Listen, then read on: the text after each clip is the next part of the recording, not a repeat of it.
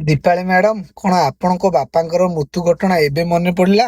ଆପଣଙ୍କ ଭାଇ police arrest କରିବାରୁ ଆପଣ ବା ଭୁରି ଭୁରି ଗୁଣଗାନ କରିଥିଲେ ପୋଲିସର। ଆପଣ ଯେତେବେଳେ ବିଧାୟକ ଥିବା ସମୟରେ କାହିଁ ଦିନକ ପାଇଁ ତ ବିଧାନସଭାରେ ନବଦୋଷ ହତ୍ୟା ଘଟଣା ବାବଦରେ ଦିନକ ପାଇଁ ତ କାହିଁ କହିନଥିଲେ, କି ସ୍ୱର ଉଠେଇ ନଥିଲେ?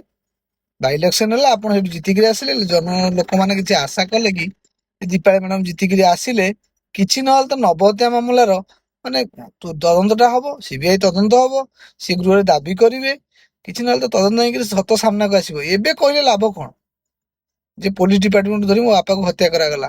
ପୋଲିସ ଡିପାର୍ଟମେଣ୍ଟରେ କାହିଁ ଲାଞ୍ଚନା ଲଗାଉଛ?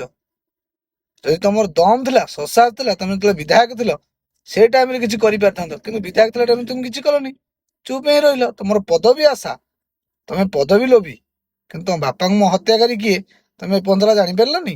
ନା ଜାଣିକିରି ଅଜଣା ଚାଉଳ ଭାତ କହୁଛ? ଦୀପାଲି ଦାସ ମ୍ୟାଡାମ।